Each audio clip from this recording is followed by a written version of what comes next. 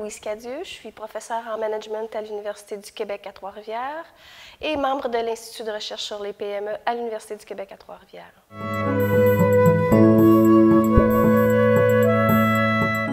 L'Université Universiapolis est une des universités que j'ai visitées au Maroc, parce qu'en fait, moi, ça fait 9 fois que je viens au Maroc.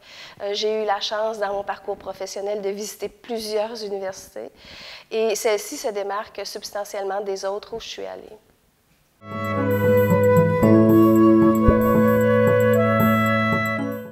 Alors, bien sûr, pour moi, le congrès du CIF-PME, c'est un incontournable. En fait, tous les membres assistons à ce congrès-là à toutes les 2 années, à toutes les fois qu'il se produit. Pour nous, c'est un... il n'y a même pas question qu'on ne soit pas là. Quand on n'est pas là, c'est parce qu'on est malade. Et on vient rencontrer nos collègues francophones qui viennent maintenant d'une 20aine de pays. Et on échange sur les recherches en émergence, en entrepreneuriat et en PME. Alors, on se retrouve beaucoup en tant que communauté de chercheurs ici et aussi en tant que communauté de professionnels, parce qu'il arrive qu'il y ait des professionnels qui soient à côté de nous et qui partagent avec nous leurs soucis pour ce qu'on comprend dans le monde de la PME et de l'entrepreneuriat.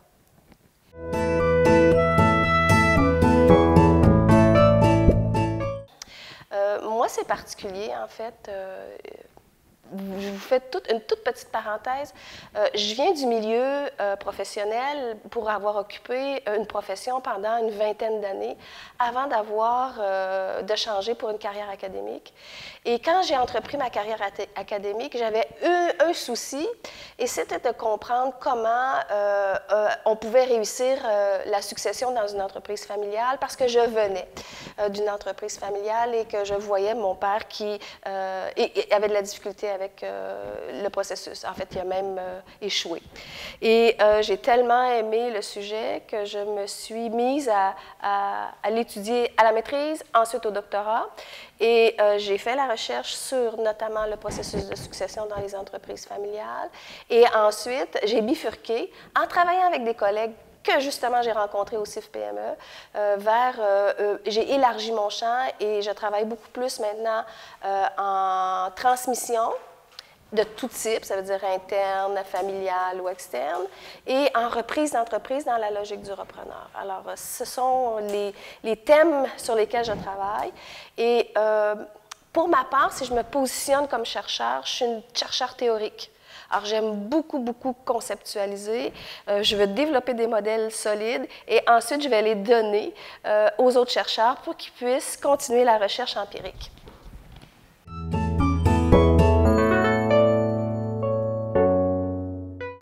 J'ai jamais travaillé sur des cas marocains, mais j'ai déjà discuté beaucoup avec des jeunes du Maroc parce que je venais ici enseigner et je touchais une partie de mes enseignements sur la transmission.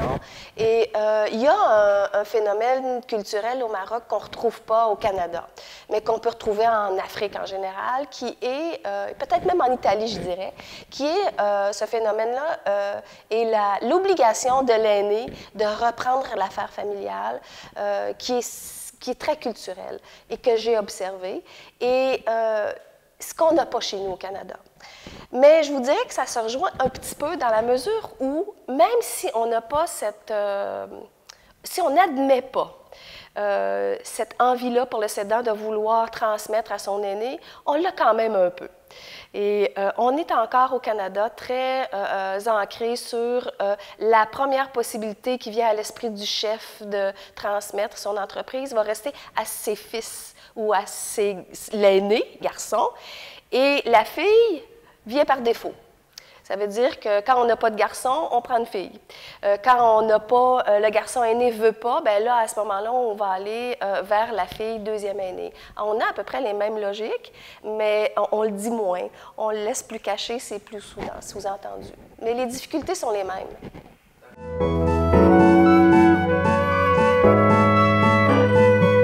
En fait, ça me ramène à ma thèse de doctorat, parce que ma thèse de doctorat portait sur tout le processus de désengagement du prédécesseur. Alors, quelqu'un qui avait fondé son entreprise et qui devait assurer la pérennité en mettant en place son successeur. Et moi, c'est ce que j'ai fait dans ma thèse. Et j'ai compris que pour le prédécesseur, c'est un cheminement qui est très long.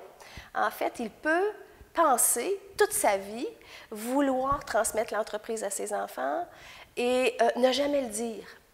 Il peut aussi en parler bien longtemps d'avance, mais tant que ce n'est pas fixé entre les deux parties, ça veut dire qu'il n'y a pas un contrat psychologique clair entre le prédécesseur et le successeur, il n'y a rien de bon qui va se passer.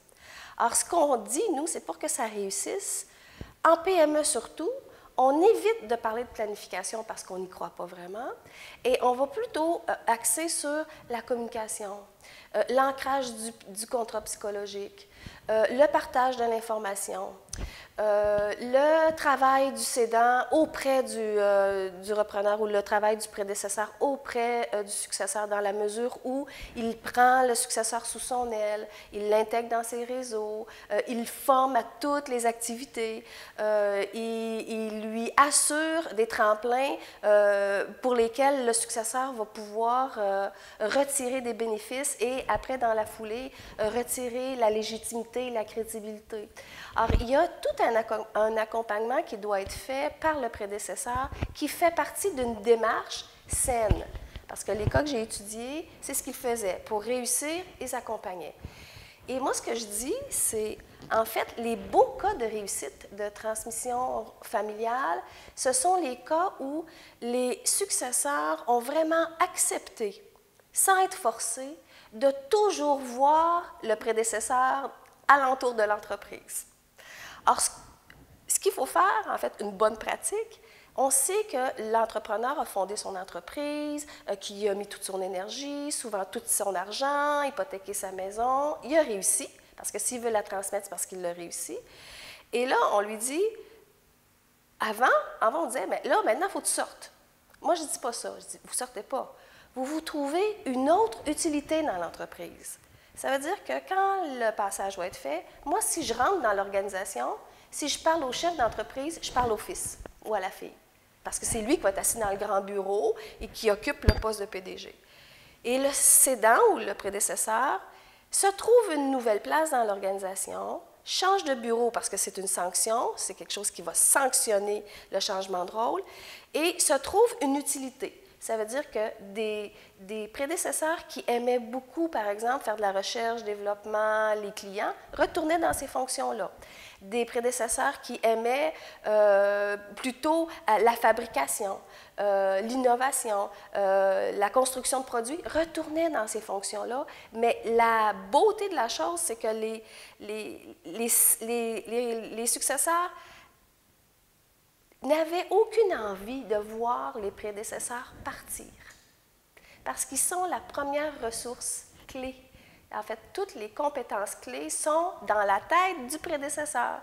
Et tant qu'il est là, il va tenir solidement le successeur, parce qu'ils vont toujours avoir un écart un l'autre.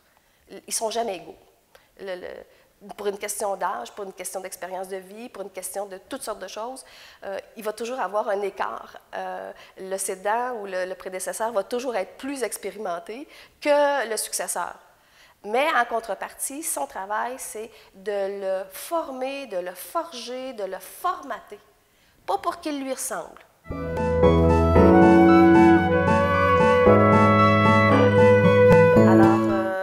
Le cédant a d'un côté, j'appelle cédant, là, mais c'est prédécesseur en fait, là, a dans le cas d'une entreprise familiale de la difficulté à quitter son entreprise, on le sait. Et même pendant son parcours, il va envoyer différents messages, un jour il veut, un jour il ne veut pas, mais ça c'est normal.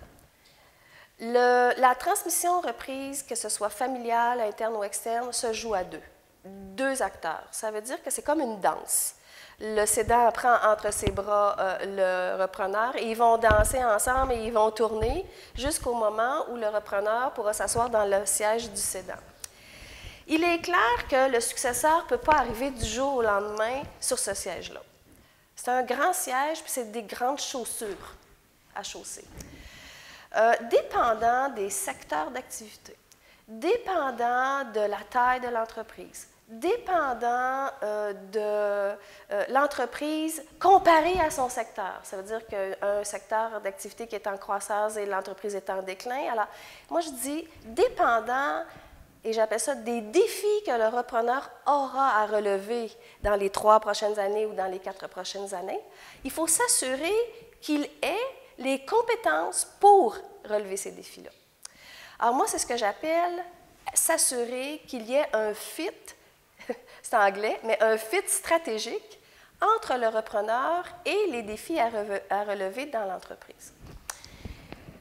Dépendant, encore une fois, du secteur d'activité, et là je reviens là-dessus, c'est qu'un des facteurs clés de réussite pour assurer la transmission, c'est que le repreneur connaisse très bien le secteur d'activité avant même de faire l'acquisition des compétences managériales. Et souvent, on fait l'erreur de former les jeunes en compétences managériales. On les envoie à l'université, on les envoie faire leur MBA, mais ils ne connaissent rien du secteur d'activité. Alors, le premier devoir, c'est le secteur d'activité. Et là, ce qu'il faut faire, c'est de la formation sur mesure dans le secteur d'activité ou l'envoyer dans des missions, l'envoyer dans des projets où il va pouvoir développer ses compétences liées au secteur d'activité pour connaître ce secteur-là aussi bien que le prédécesseur. Et c'est ça qu'il faut travailler. L'autre côté qu'il faut travailler aussi chez le successeur, c'est toute moi je vais appeler ça la partie leadership, la gestion de soi, pour que le successeur puisse bien être accepté et jugé crédible, il faudra qu'il fasse ses preuves à ses pairs et il faudra qu'il... Parce qu'en fait, lui, il ne peut pas aller la chercher, la crédibilité, tout seul. Lui, il ne peut pas aller dire « Moi, je suis le fils de monsieur ou madame X, et voici, parce que je suis son fils ou sa fille, vous allez me juger crédible. » Dans la tête des gens, ce n'est pas comme ça que ça fonctionne. Alors, il a tout son cheminement à faire, et souvent, ce cheminement-là, c'est par des projets qu'on lui donne, des défis qu'on lui donne. Il y en a même qui vont demander à leurs enfants d'aller travailler à l'extérieur de l'entreprise, et ils reviennent et ils sont plus crédibles. Et cette crédibilité-là, cette légitimité-là, va faire en sorte que le jeune va pouvoir prendre son leadership après dans l'entreprise. Et ce qui est dangereux dans le cas d'une entreprise familiale, où le parent a réussi, où le parent entrepreneur n'a jamais été à la maison puis qui a souvent compensé son absence par donner une belle voiture, l'amener au restaurant et donner les beaux vêtements, etc., le repreneur doit prendre conscience de ça et adopter un style de leadership que je vais appeler un style de leadership humble. Ça veut dire qu'il faut qu'il rentre avec ses petites chaussures en disant « Je ne suis que le fils de ». Et si je suis dans l'entreprise pour prendre la relève familiale, c'est parce que je suis capable de le faire. Pas parce que c'est mon droit, mais parce que je suis capable de le faire. Et c'est rien que là, avec un leadership émotionnel fort, beaucoup d'humilité, beaucoup d'écoute aux autres, vis-à-vis des autres, beaucoup d'écoute face à soi-même. Puis ça, là, on a beau envoyer les jeunes à l'école faire des MBA, ils ne l'apprennent pas là, ils l'apprennent dans la vraie vie. Et là, après ça, ils vont revenir avec un style de leadership qui va faire en sorte qu'ils vont être capables de se faire accepter. A contrario, si le jeune arrive avec son MBA dans ses poches, ou même un doctorat à la limite, et qui dit « Moi, je suis le fils du patron ou de la patronne », il s'assoit dans le grand fauteuil, il commence à donner des ordres, il va avoir une levée de bouclier épouvantable et le processus risque d'échouer.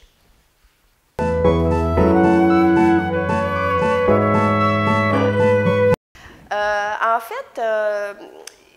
fait, je vous ai dit tantôt, ça fait quelques années que je travaille sur les 3 formes de transmission, familiale, interne, externe. La transmission familiale est la plus complexe parce que ce qu'on comprend de la transmission familiale, c'est que la dynamique n'inclut pas seulement un chef d'entreprise qui va céder, un prédécesseur puis un successeur, mais implique aussi toute la famille. Une entreprise familiale, c'est une famille. Et les valeurs de la famille sont souvent imbriquées dans les valeurs de l'entreprise. Alors, on appelle ça, nous, gérer une entreprise familiale, on appelle ça gérer un paradoxe ou gérer différents paradoxes. Et les paradoxes se retrouvent à l'intersection de la famille, des actionnaires, de l'entreprise. Et ces intersections-là génèrent des conflits. Des conflits entre, par exemple, un exemple très, très simple, on a une entreprise familiale et on dit, par principe, pour la famille, normalement, je devrais avoir des règles d'embauche pour les membres de la famille. Alors, on se pose la question, est-ce que j'embauche tous les membres de la famille ou juste des membres de la famille qui ont les compétences? Elle est simple, la question, mais dans un contexte d'entreprise familiale, elle est complexe. Dans la mesure où, si je refuse d'embaucher un membre de la famille, mais que je sais que moi, à Noël ou au jour de l'an, je m'en vais fêter avec eux autres, puis que je l'ai refusé, je viens de briser l'esprit familial. Si, pour éviter de briser l'esprit familial, je décide quand même d'embaucher cette personne-là, qui est incompétente, bien moi, je viens de perdre de l'argent. Hein? Puis je suis obligée de traîner quelqu'un d'incompétent. Alors, les entreprises familiales sont prises avec des problèmes qui peuvent être simples pour d'autres, mais qui pour eux sont complexes parce que tout est un conflit latent. Et le conflit latent existe dans la capacité, en fait, la gestion du conflit, ce qu'on va mettre en place pour gérer ces conflits-là, va être fait pour protéger l'équilibre entre la famille et l'entreprise et protéger l'harmonie familiale aussi et l'harmonie organisationnelle. Alors, ce sont des systèmes qui sont extrêmement complexes.